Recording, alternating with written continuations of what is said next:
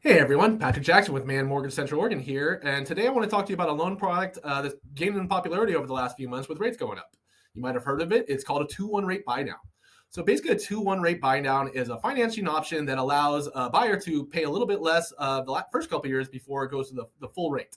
So for example, if the rate they would normally have is a 7% rate, they can do a 2-1 rate buydown, and the first year would be 5%, the second year would be 6%, and then the third year it will go up to that 7%, the full rate.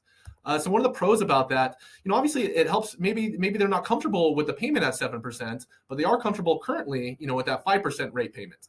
So it allows them to pay for that elevated payment with where they're at. Another pro, it buys them time until those payments go up. So they have that 2 years till they go to that full 7% rate. So especially for people that expect their income to go up the next couple of years, that could be a really attractive option. Maybe they just got out of college, they know next couple of years they'll be making more, so that doesn't bother them that the rate would go up to 7% after a couple of years. Another pro for home sellers is that with the market as it is, this is if the home seller is offering this as a concession, something they'll pay for, then this is something to entice borrowers or buyers to come in and buy their house. So maybe they wouldn't buy their house at a 7% rate because they didn't like the payment, but they will buy their house at a 5% rate. The main con really is for the buyers is this is a temporary buy down.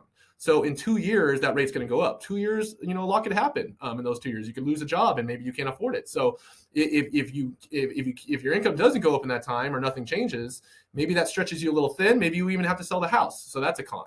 And then a con for the home seller is that they're paying for it. If they're paying for this up front, if they expected to get X amount of dollars from their sale, the proceeds of their sale, then they're getting a little bit less because they're paying for this program for the buyer.